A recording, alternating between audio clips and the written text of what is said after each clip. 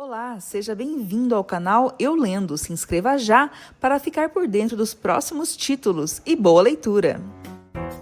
Eutituba, Bruxa Negra de Salem, Parte 2, Capítulo 3. Interrogatório de Tituba Indien. Tituba, com qual espírito do mal você mantém amizade? Nenhum. Por que atormenta essas crianças? Eu não as atormento. Quem as atormenta, então? O demônio, pelo que sei. Você viu o demônio? O demônio veio me ver e ordenou que eu lhe servisse. O que você viu? 4 mulheres atormentando as crianças. Quem são elas? Sarah Good, Sarah Osborne, são as que eu conheço. Não conheço as outras. Sarah Good e Sarah Osborne queriam que eu atormentasse as crianças, mas me recusei. Também havia um grande homem de Boston, muito grande. Quando você os viu? Na última noite em Boston. O que lhes disseram? Me disseram para atormentar as crianças. E você obedeceu? Não. São 4 mulheres e um homem que atormentam as crianças, e eles estão se escondendo atrás de mim e me disseram que, se eu não as atormentasse, eles me machucariam. Então você lhes obedeceu? Sim, mas eu não vou mais fazer isso. Você se arrepende do que fez? Sim. Então por que fez? Porque me disseram que, se eu não atormentasse as crianças, eles me machucariam mais ainda. Quem? Um homem veio até mim e me ordenou que eu o servisse. De que maneira? Torturando as crianças, e na última noite houve uma aparição que ordenou que eu as matasse, e se não obedecesse, disse que me machucaria mais ainda. Como era essa aparição? Às vezes era como um javali, às vezes como um cão enorme. E o que ela te disse? O cão preto me disse para obedecer, mas eu disse a ele que tinha medo, e então ele me disse que, se eu não obedecesse, ele me machucaria mais e mais ainda. O que você respondeu? Que eu não serviria a ele. Então ele disse que me machucaria, e ele se transformou num homem e ameaçou me machucar. Esse homem tinha um pássaro amarelo e me disse que tinha mais um monte de coisas bonitas e que me daria tudo se eu o servisse. Que coisas bonitas? Ele não me mostrou. E depois, o que você viu? 2 ratos, um vermelho e um preto. E o que eles disseram? Que eu os servisse. Quando você os viu? Na noite passada. E eles me disseram que eu deveria servir os 2, mas eu me recusei. Servir de qual maneira? Torturando as crianças. Você beliscou Elizabeth Hubert essa manhã? O homem baixou em mim e me fez beliscá-la. Por que você foi à casa de Thomas Putman na noite passada e machucou sua filha? Eles me puxaram e me empurraram e me obrigaram. Chegando lá, o que você tinha que fazer? Matá-la com uma faca. Como você chegou à casa de Thomas Putman? Eu peguei minha vassoura e estavam todos como eu. E como você conseguiu passar pelas árvores? Isso não importa. Isso durou horas. Confesso que não era uma boa atriz. A visão de todas aquelas caras brancas aplaudindo aos meus pés parecia um mar no qual eu me afogaria. Ah, como Esther seria melhor que eu. Ela teria utilizado essa tribuna para clamar sua ira contra a sociedade e amaldiçoar seus acusadores. Eu tinha medo.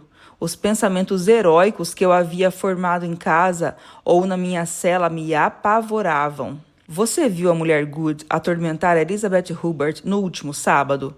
Sim, isso eu vi. Ela se lançou sobre a criança como um lobo. Voltemos ao homem que você viu. Que roupas ele usava? Roupas pretas. Ele era muito grande e tinha cabelos brancos, eu acho. E a mulher? A mulher?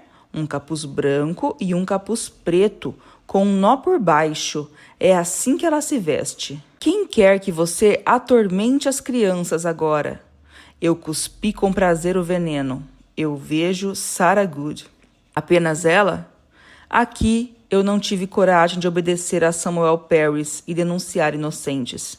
Eu me lembrei das recomendações de Esther e balbuciei. Agora eu não vejo mais nada. Estou cega. Depois do meu interrogatório, Samuel Parris veio até mim. Muito bem, Tituba. Entendeu o que esperávamos de você. Eu me odiei, como o odiava. Eu, Tituba, Bruxa Negra de Salem. Parte 2, capítulo 4. Eu não fui testemunha ocular da peste que assolou Salem, pois fui, após meu testemunho, mantida acorrentada no celeiro do diácono Ingersoll. A senhora Parris se arrependeu muito rápido. Ela veio me ver e chorou. Tituba, o que fizeram com você? A melhor das criaturas. Eu tentei mexer os ombros, mas não pude, de tão apertados que eram os nós que me seguravam, amarrados e retorcidos. Não era o que a senhora dizia há 2 semanas. Ela soluçou mais. Eu fui usada. Agora eu vejo quem está por trás disso. Sim, é um complô de Parris e seus companheiros para sujar e arruinar. Eu a interrompi, pois aquilo não tinha cura, e disse com muito custo. E Betsy? Ela ergueu a cabeça. Eu a tirei daquele horrível carnaval e enviei para o irmão de Samuel Parris, Stephen Civil, que mora na cidade de Salem. Ele não é como Samuel. Ele é bom. Eu acho que, com ele, nossa pequena Betsy irá recuperar a saúde. Antes de partir, ela me pediu que lhe dissesse que ela a ama e pede perdão. Não respondi nada. Em seguida, a senhora Parris me informou sobre o que aconteceu na aldeia. Eu não sei comparar isso, a não ser com uma doença que a gente acredita que seja boa, porque afeta as partes do corpo sem importância. Sem importância? É verdade que eu era apenas uma negrinha escravizada. É verdade que Sarah Good era uma mendiga. Tão grande era sua miséria que precisou se abrigar na igreja por não ter onde morar. É verdade que Sarah Osborne tinha má reputação. Tinha recebido cedo demais, em sua cama de viúva, um trabalhador irlandês que veio para ajudar a explorar o seu bem.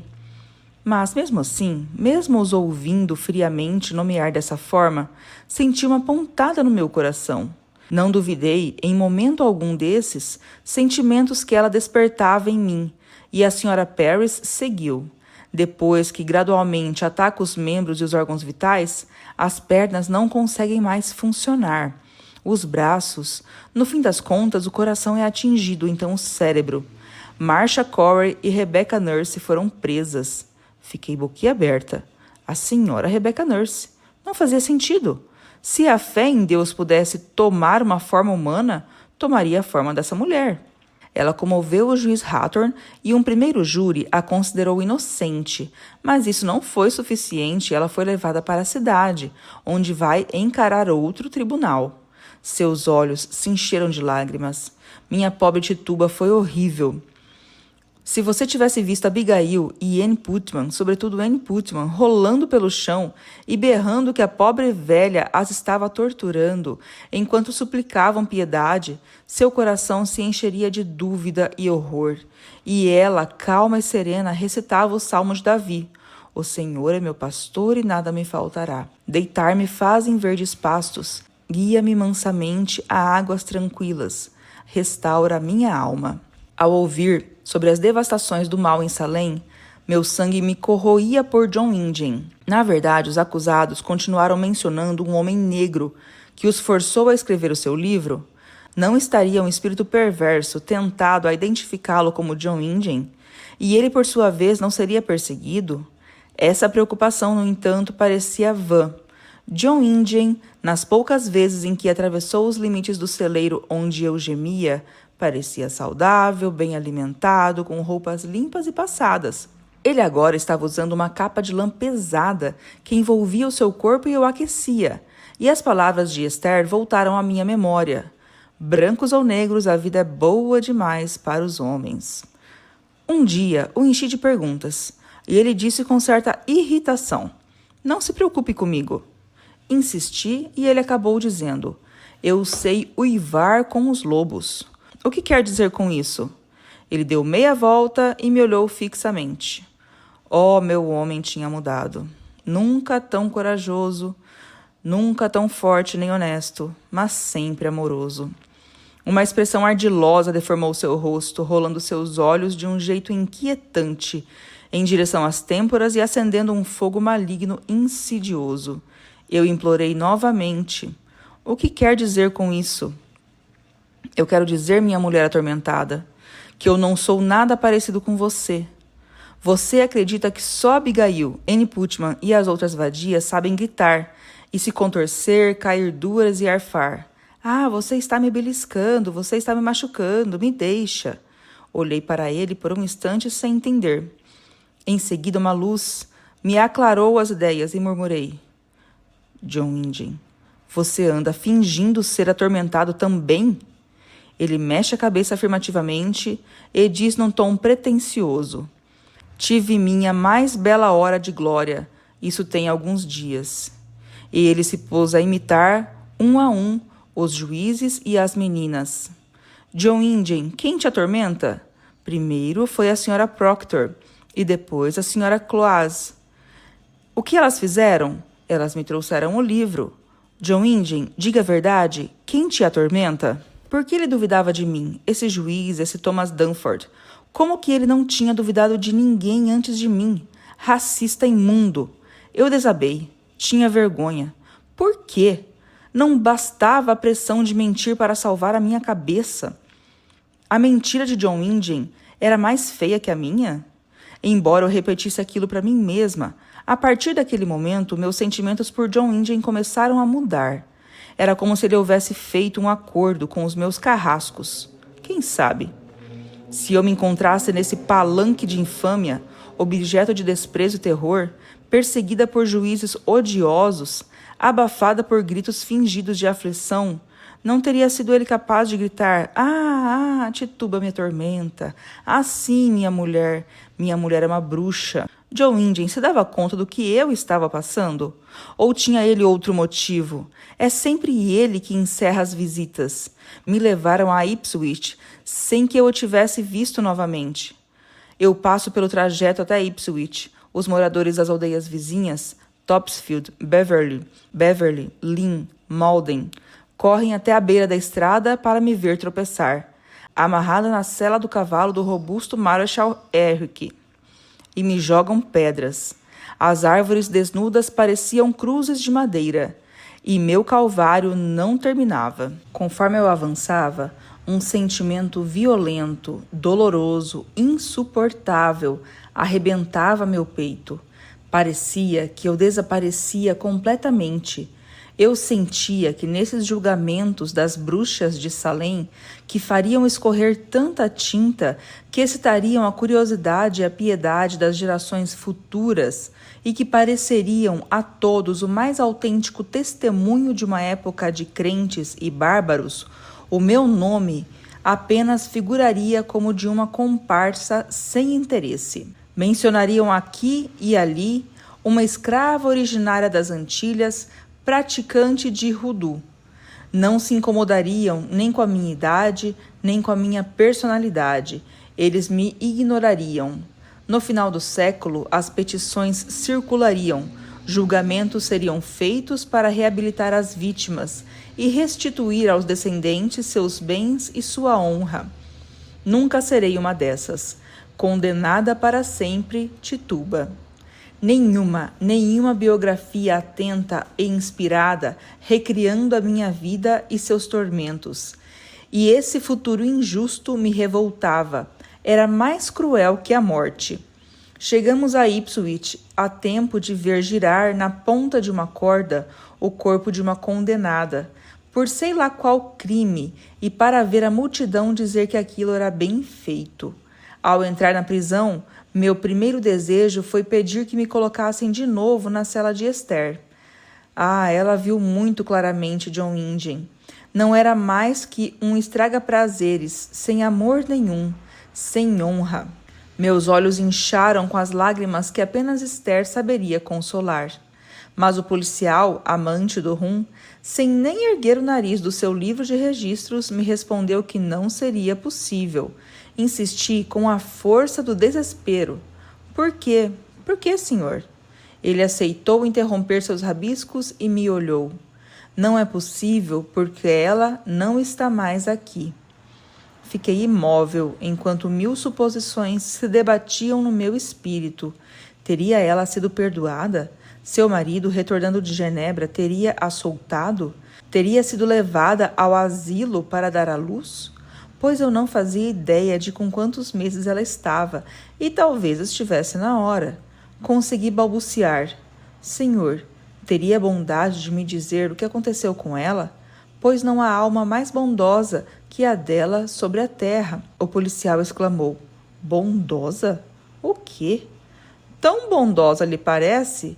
A essa hora deve estar condenada, pois se enforcou dentro da cela. Se enforcou? Sim, se enforcou. Eu saí do ventre da minha mãe berrando. Eu rompi o ventre da minha mãe berrando. Eu rasguei com meu punho raivoso sua bolsa e suas águas. Eu arfei e sufoquei nesse líquido negro. Eu quis me afogar. Se enforcou, Esther? Esther, por que você não me esperou? Mãe, nosso suplício não terá fim? Porque, se é assim, eu nunca verei o dia. Ficarei tapada em sua água, surda, muda, cega, boiando dentro de você. Eu me apegarei tão bem que você nunca será capaz de me expulsar. E assim retornarei à terra com você, sem conhecer a sua maldição do dia. Mãe, me ajude. Enforcada? Esther, eu vou junto com você. Depois de muitas deliberações, fui levada ao asilo da cidade de Salem, pois não havia nenhum em Ipswich. No início, não distingui a noite do dia. Eles se confundiam na mesma circunferência da dor. Haviam me abandonado às minhas correntes, não porque temessem que eu não esperasse meus dias, o que parecia a todos um final feliz, mas que, com ataques de violência, eu agredisse meus companheiros de infortúnio. Um certo doutor, Zerubbabel, veio me ver, porque havia estudado doenças mentais e esperava ser nomeado professor da Universidade de Harvard. Ele recomendou que experimentassem uma de suas poções em mim. Pegue o leite de uma mulher que esteja amamentando um menino. Pegue também um gato e corte sua orelha ou uma parte da orelha. Deixe o sangue escorrer no leite. Faça a paciente beber essa mistura. Repetir 3 vezes ao dia. Qual foi o efeito dessa medicação? Eu acabei por passar de um estado de extrema agitação a um estado de torpor, que entenderam como prelúdio da cura. Abri meus olhos, que eu mantinha obstinadamente fechados. Aceitei me alimentar.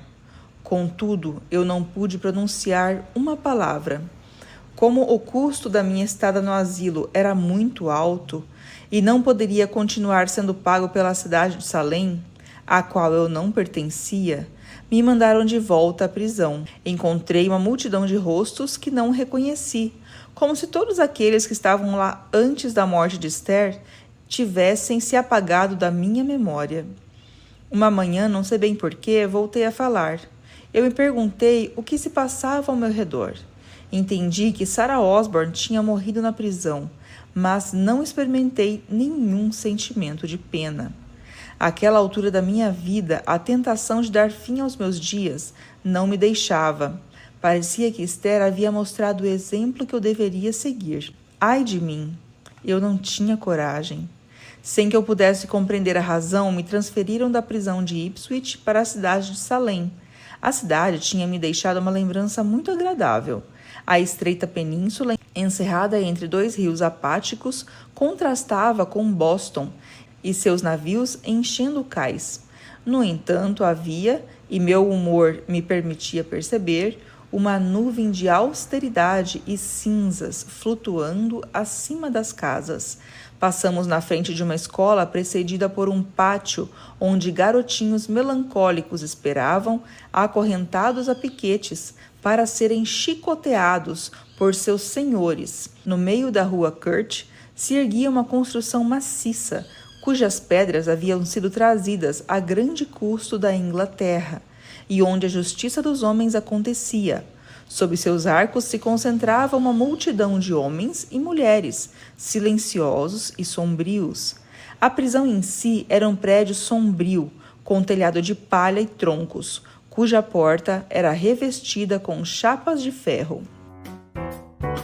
Essa e outras histórias você acompanha no canal Eu Lendo. Se inscreva e ative o sininho para acompanhar os novos capítulos. Até a próxima!